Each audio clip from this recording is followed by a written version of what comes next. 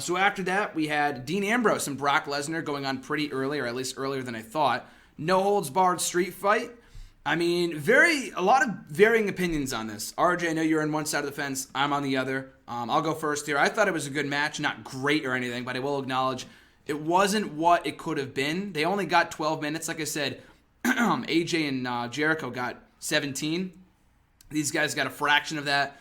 Lesnar beat the shit out of him pretty much the entire time. It wasn't the case of what I thought it was going to do with, like, a la Austin and Bret Hart, WrestleMania 13, where Austin loses, yet looks strong in defeat.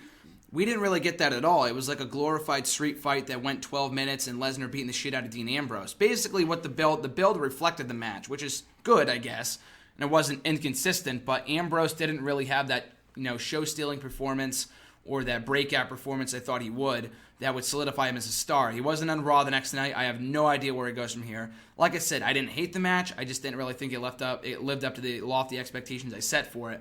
And RJ, what were your 2 cents on it? I didn't hate the match. I just thought this. We were talking about this last week. We thought this would be the match. It would steal the show.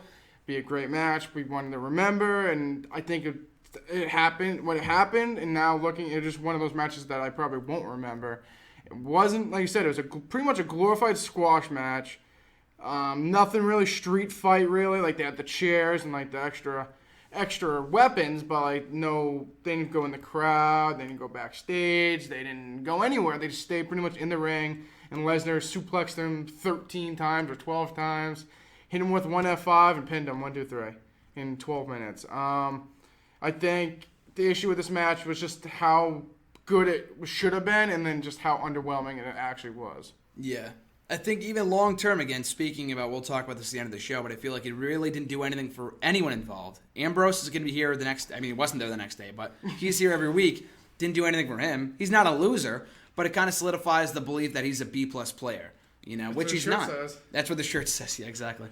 But the guy should be a main event star, and he's not coming out of that match. And even more so than that, I'm glad Brock Lesnar is still technically undefeated, hasn't been pinned or submitted since WrestleMania 29. But then when you look at it, what's really next for Brock Lesnar? Does he go back after the championship? He lost the title match at the Royal Rumble, and he failed to become the number 1 contender of Fastlane.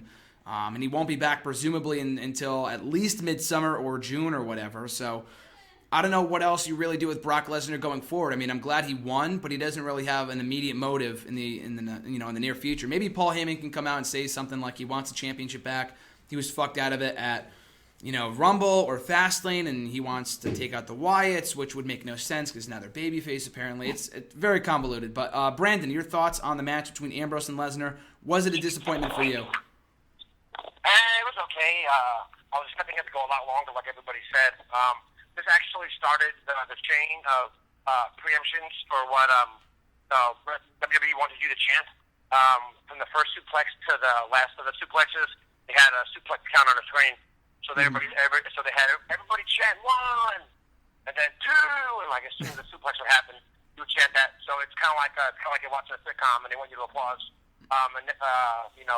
So that kind of took away a lot of the effect because everybody started chanting when it was prompted. You didn't get the generic, the organic chants to it. Like you said, they didn't go backstage, they didn't go crazy. They could have done that, especially in that place. They could go to Jerry Jones' locker room or something, but nothing crazy, nothing really exciting. It was what it was. I thought Dean would have a little more offense. It was very much like the CM Punk Brock Lesnar match from SummerSlam a few years ago. Mm-hmm. Yeah, I just felt like there's so much more they could have done with it, especially in that stadium. Like you said, I feel like even the weapons they used the steel chair, Singapore Cane, I think. He pulled out the chainsaw, but it didn't work. Used the fire extinguisher. What was the other weapon? Belt. The barbed wire bat, but he didn't hit it with it, right? No, he just tried to use a belt. So, I mean, it was better than just a chair or something, but it felt like you said, Brandon, they could have done a lot more with what they had. I mean, again, it goes back to, I think, Tom, we were talking about this a while ago, but it's like they give these guys the nicknames, I'm the Future, I'm the Architect, I'm the Big Dog. I mean, that's not really a good example, but I'm talking about like Lunatic Fringe.